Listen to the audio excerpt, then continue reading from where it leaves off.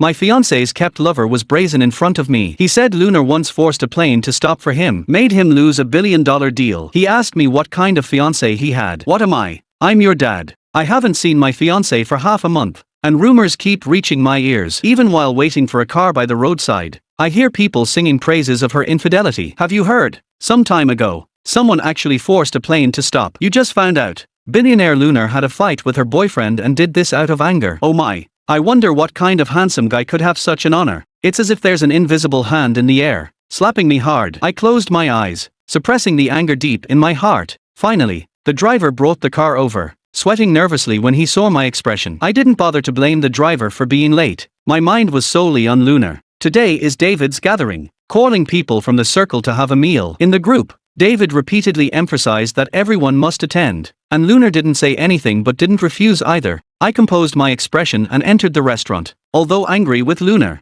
This matter would have to wait until after the meal. She has no shame, but I still do. As I approached the private room door, Anna's loud voice came out. That guy is a model, walking around everywhere, and Lunar accompanies him wherever he goes. I heard she recently got mad and ran off to England, leaving several appointments unattended. She even waited in line at the figurine store with that handsome guy for 2 hours. I turned a deaf ear, expressionless, and pushed the door open. Seeing me come in, Anna immediately fell silent. Tom, I nodded, as a form of greeting. Today's gathering is a small one among insiders. There are only 8 chairs in the private room in total. David, their host, and Anna, who was just making a fuss, have already taken their seats. There are 4 people playing cards on the sofa. Lunar is the only one missing. I talked with David about project matters, and Lunar pushed the door open and entered. After half a month, Lunar still looks the same, cold and noble. She sat next to me and, as usual, helped me with the cups and plates. It was a far cry from the appearance Anna described as disregarding everything for that man. I glanced at her, feeling some of my anger ease. But halfway through the meal,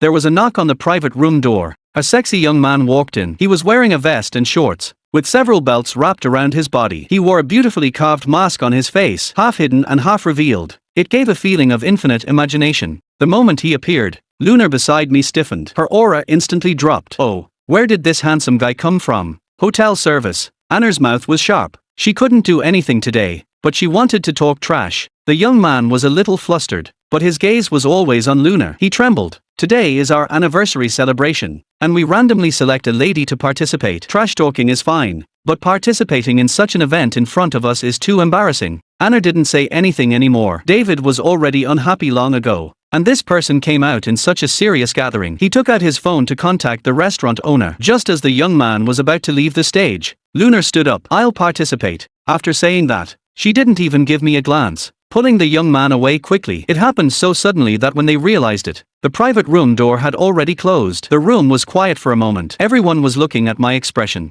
I slowly picked up my chopsticks and picked up the dish of pork elbow that no one had touched. This dish is good. After I finished speaking, everyone in the private room breathed a sigh of relief and echoed my words one after another. Anna was being attentive. It's good, Tom. Eat more. You've lost weight recently. I put down my chopsticks. The food is good, but I don't feel like eating. Then I left the private room with just a simple statement. I called Lunar, but the call was disconnected. I stared at the text message she sent me. Tom, I have an urgent matter. I scoffed lightly. An urgent matter? Playing cosplay with some boy is considered urgent?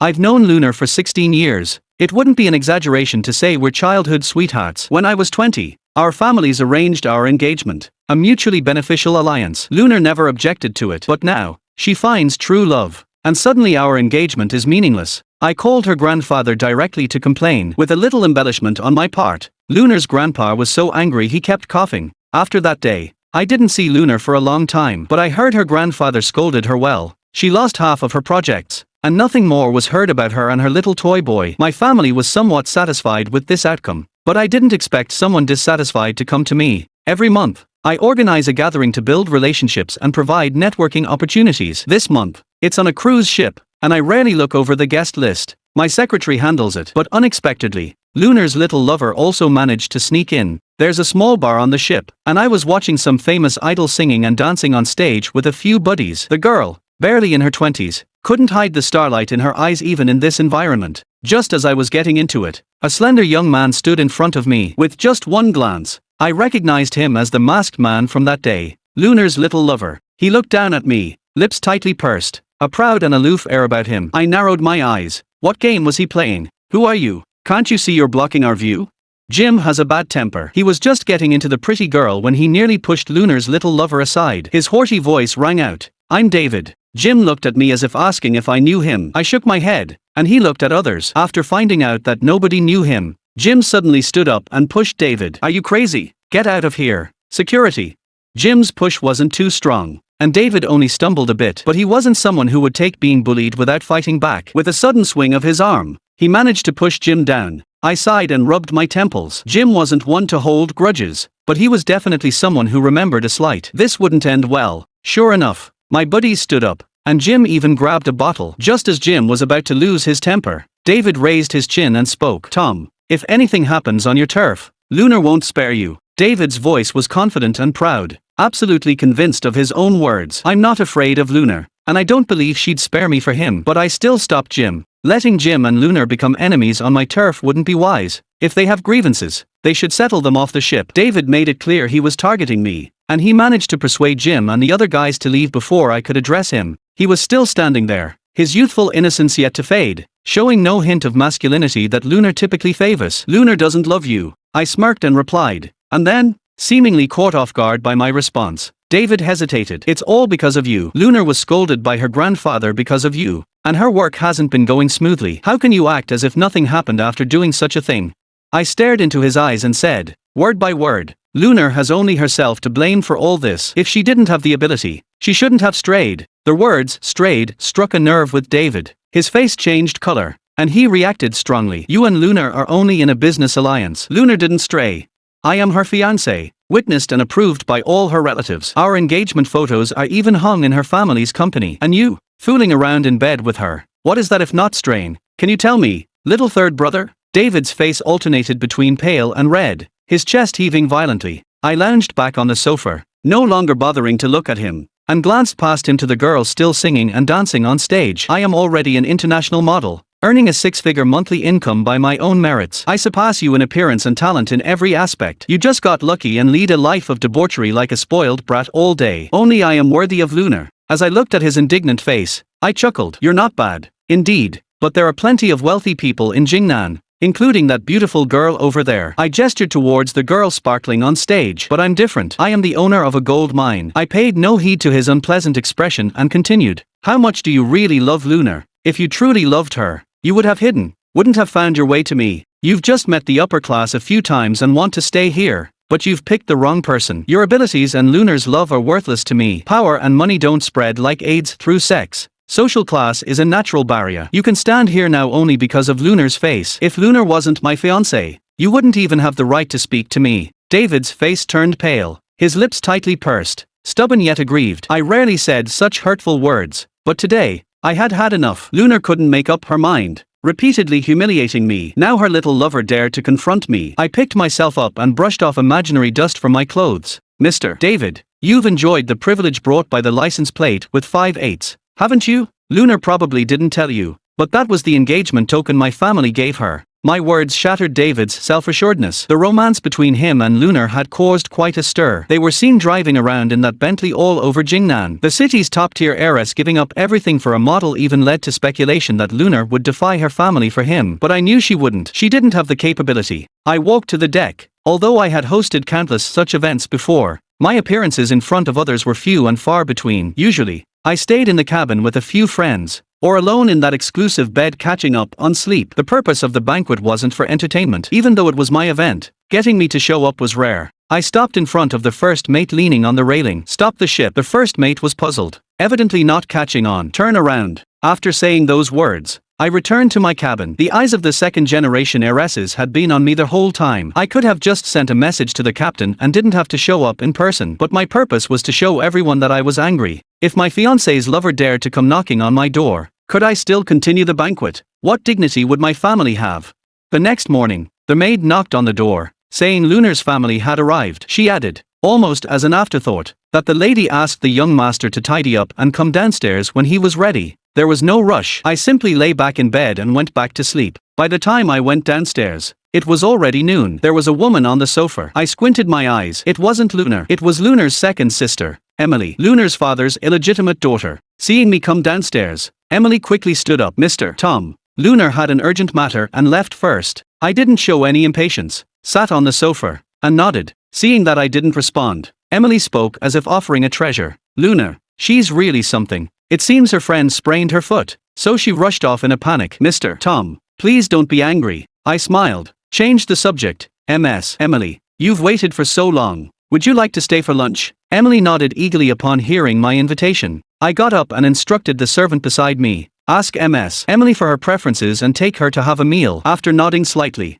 I passed by Emily. Emily's face must have looked unpleasant, but I didn't care. In this power marriage, Lunar and her family were already out of the picture. There were only a few top families in Jingnan, and Lunar was the best choice when we made the deal. Lunar's family's power is deeply rooted, with excellent family upbringing. However, just half a year after our engagement, Lunar's family acknowledged an older illegitimate daughter and a younger illegitimate son than Lunar. The marriage of Lunar's parents broke down, and the family scandals gradually surfaced. Lunar, who was once the most promising successor in the family, found herself in a difficult position within the family. At that time, Lunar was no longer the best choice, but my family never considered calling off the engagement. It wasn't until today when Lunar left, leaving behind Emily. She knew I wouldn't be interested in Emily, so in a moment of desperation, she left Emily behind as a gesture. But this gesture, I don't accept. Neither do my parents and sister. While I was playing golf, the news of both families calling off the engagement had spread across the internet. My parents were efficient, and I didn't need to intervene. The news was written extensively, stating officially that despite cancelling the engagement, the two families remained partners, hinting at the reasons for breaking off the engagement. For a moment, gossip spread about Lunar and David's love affair. Some criticized them, but more praised their love. I showed this piece of news. Lunar's family's heiress stops a plane for him. His love is worth it. To my friends, if I remember correctly, I'm the rightful fiancé, so he was just a mistress in the morning. My friend shrugged. True love knows no bounds. Ridiculous true love. The protagonist of this news article also confirmed this. They appeared openly in my house. Lunar looked thinner, with David by her side. Lunar's mother brought them here, and I raised an eyebrow. What was this about?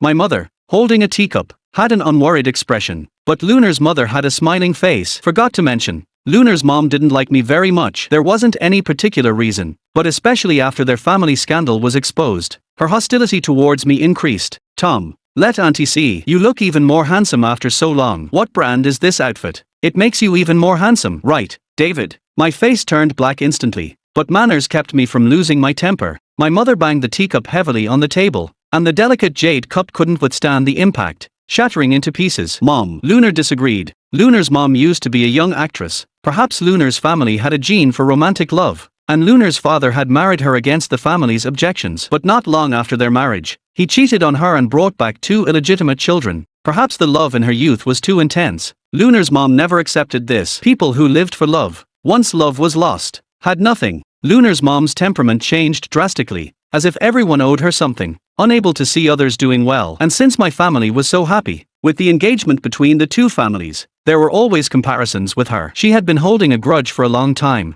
David seemed unable to understand the situation, chiming in, yes, on Mr. Jew, bang. Before she could finish, my mother grabbed the teapot and smashed it by his feet. Hot water and tea leaves splashed, bursting at David's feet. How dare you? You're not even worthy to comment on my son. The living room fell silent, and I heard the door upstairs open, and soon my elder sister appeared at the second floor railing, silently watching downstairs without saying a word. My elder sister, who had entered business before me, had become a powerful figure in the business world over the years. She was the one who protected me the most. The atmosphere was awkward for a while, and David was scared speechless. Lunar closed her eyes, and Lunar's mom was implicated by my mother's words, her face turning red and pale. Auntie, I came today to apologize. It's my fault. You've watched me grow up, and from now on, Tom is like a brother to me. In this state, Lunar still remained calm and composed, but as soon as she finished speaking, there was a sneer from upstairs. Tom doesn't lack sisters. Emily, show some sincerity when you apologize. Lunar looked up,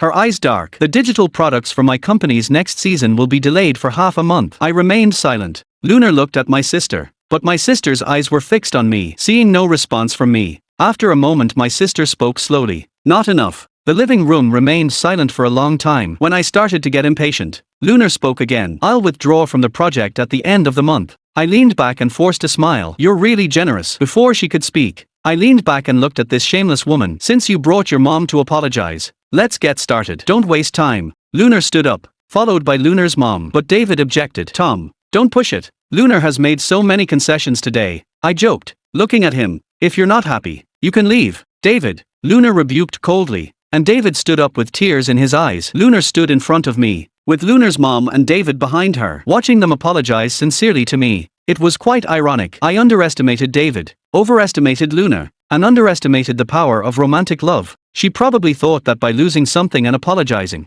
she could get past this. Since love was so important, losing something didn't matter much. When Lunar's family left, David walked at the end with red eyes. He said he remembered the humiliation today. I shrugged. Remember, if you can remember for a lifetime, you've got a good memory. Lunar cut herself off, reaching an agreement with my sister not to make things difficult for her, so she could focus on stirring up trouble with Emily. But even if my sister didn't make things difficult for her, without the support of my family, a legitimate daughter was not at an advantage against an illegitimate daughter. I heard Lunar's grandpa was very disappointed in her for cancelling the engagement. David finally gained some fame this time, as everyone in the circle knew that Lunar was confronting her family for him, and I became a joke. Of course, they didn't dare to show it in front of me, and it was the first time in years that anyone had dared to make fun of me. David deliberately avoided me, but Jim unexpectedly invited us to a party. Today, Jim said he had invited the singing and dancing girl from that day, and I was somewhat interested in those eyes. But as soon as I arrived, I saw David. He was surrounded by a few minor celebrities,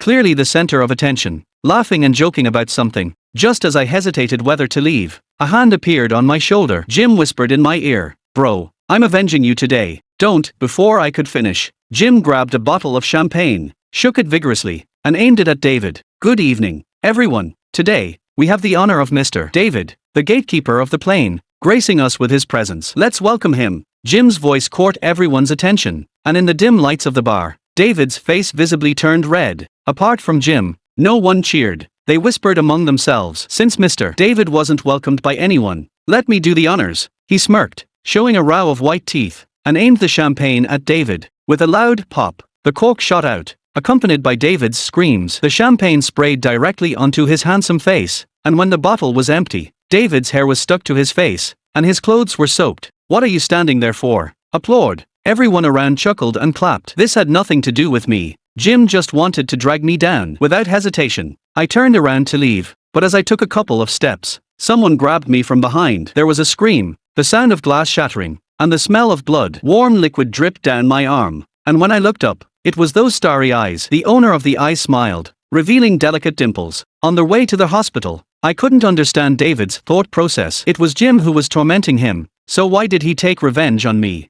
Given the situation, if Minchi hadn't stood in for me, I would have been the one with my head blown open. And considering this, did he even know the consequences of smashing my head open? Minchi went into the operating room to stitch up the wound, surprisingly not fainting despite her youth. I had just sat down in the resting area when my parents and Jim's elder brother arrived. My mom checked me from head to toe, and Jim's brother breathed a sigh of relief. They didn't need me to inform them. They knew about the commotion right away. Jim's brother came to apologize. Although I wasn't injured, I was still shaken, and it was all because of Jim. As for the instigators, David and Jim were both taken to the police station. People like us usually settle matters privately when something happens. It's rare for us to end up at the police station. I heard from my mom that Lunar went to bail out David. Even someone as composed as her lost her temper in front of everyone. At such a critical time of internal strife within Lunar's family, such an incident occurred. Minchi disagreed with handling it privately and insisted on pressing charges against David. That was also my intention. I didn't show up at all throughout the ordeal. On that day, I flew to Qatar with Minchi, who had just finished having her wound stitched. She had taken a hit for me, so she deserved some proper rest. When I returned to the country a month later, I happened to bump into Lunar and David at the airport. I suddenly had this feeling that they were like lingering ghosts. With a city as big as Jingnan, it's quite a coincidence to bump into them. They seemed to be picking someone up. Lunar's gaze fell on the hand Minchi and I were holding. I glanced at Lunar. If we set aside the elegance that money and power brought, Minchi was in no way inferior to her. Minchi was even younger and healthier than her. David, upon seeing me, erupted with anger as if he had encountered his mortal enemy. The fury in his eyes flared up. He tried to rush towards me but was stopped by Lunar. "Tom, you garbage. Even if you were born with a silver spoon, what good does it do? You're a useless tool for an alliance," he yelled publicly, like a market fishwife. Lunar's face turned ugly. Her boyfriend was making a scene in public, and she couldn't bear it. I chuckled lightly. "David, people adapt to their circumstances. Not everyone is as heartless as Lunar, who can still put down her bowl of rice and curse others openly. I need a marriage, but I don't need love. Listen to my advice, David. Lunar's mom is a warning to you. You. David choked on his words, and Lunar remained silent throughout. I knew David wouldn't believe my words. Love intoxicates people more than power does. But once passion fades, how many can stay true to their original intentions? He's currently out on bail and has to report to the police station every day. Ignoring them, I walked away with Minchi by my side. As we passed Lunar, she called out to me, "Tom, how have you been lately?" My body paused. Even though we hadn't seen each other for half a year, Lunar had never asked me how I was doing. Turning to look at her face, I slowly uttered a few words. "It's none of your damn business." With that, I dragged Minchi, who was on high alert, away from the scene, leaving behind David's screams. Scumgirls like to act cheap. Originally, we planned to stay longer in Qatar, but my sister said that Lunar's family's internal conflict was reaching a boiling point, and my return now would fan the flames. Lunar and my sister reached an agreement, but I hadn't reached one with her. My subordinates had been keeping track of all the major and minor events within Lunar's family. Now, Lunar had her grandpa's favor and support from the collateral branches, while Emily had Lunar's father backing her. They resorted to bribery and other unscrupulous means, maintaining a bizarre balance. If I added fuel to the fire now, it would blaze even more fiercely.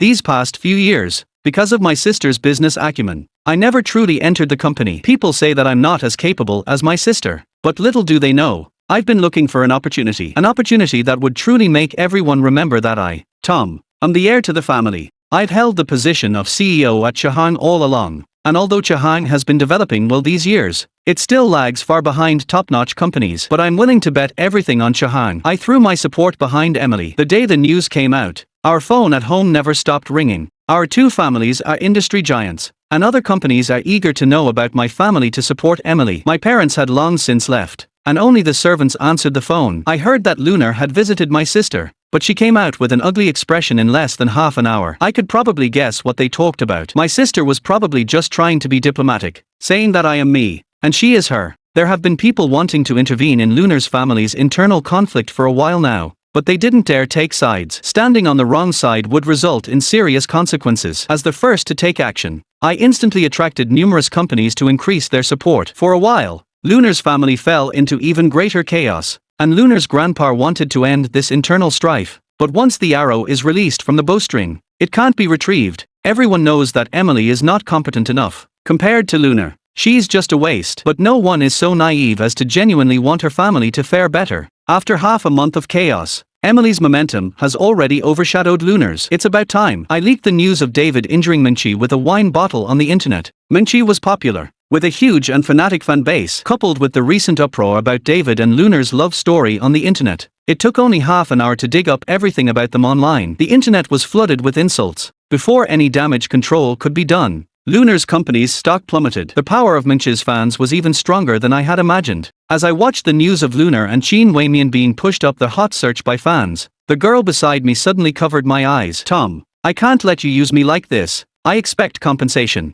Minchi was like a fox spirit, alluring and enchanting. The scar on her forehead made her even more attractive. Her eyes, which I loved the most, were filled with affection, but I couldn't tell how much of it was genuine. But I didn't care. I asked Meng Chi for 2 female leads, and she was happy, and so was I. Meng Chi is a smart person. She has never assumed the role of my girlfriend, except for playing a bit crazy. I am quite satisfied with everything else. Lunar's reputation was damaged due to David, and Emily kept pushing forward. Under the pressure of public opinion, Lunar's grandpa had to abandon Lunar. Emily became the successor. After taking office, Emily hurriedly cleaned up Lunar's faction. This move was risky, but for long-term development, it had to be done.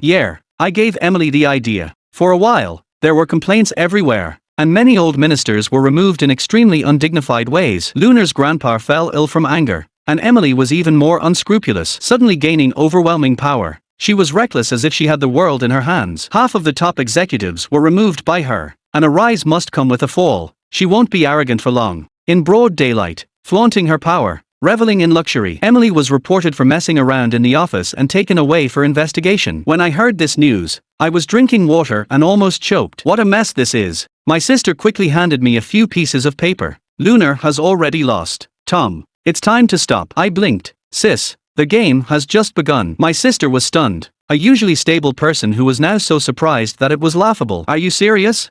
She thought I was just getting back at Lunar. No one knew my thoughts. My sister knew I was ambitious, but she never thought that I would have the idea of destroying Lunar's family. Even she didn't dare to think about destroying Lunar's family. I stretched and smiled lazily. Sis, don't underestimate your little brother. From start to finish, I never wanted to marry Luna, but some things aren't up to me. Marrying her maximized my interests, but kicking her family out is another matter. Chihang took the lead in turning against them, and all the scandals of the Cold family were exposed as if they were free. Lunar's grandpa fell into a coma. Lunar's dad was incompetent, and could only call Lunar back to save the situation. But all the high-ranking officials were Emily's people. Lunar was constrained everywhere, and couldn't make a splash. Her family's stocks hit the limit down for 3 days. During these 3 days, Lunar was sleepless and tried everything to save the company, but in vain. Lunar also made a clean break, cutting down to half of her size for survival. Although she suffered a heavy blow, she still managed to save the company. Everyone knows that her family will never have a chance to turn things around. There are no friends in the business world, only interests. Now her family is a piece of fat waiting for others to devour. I am the one who will devour the biggest piece of fat. On the day when I took away the Lifeline project from her family,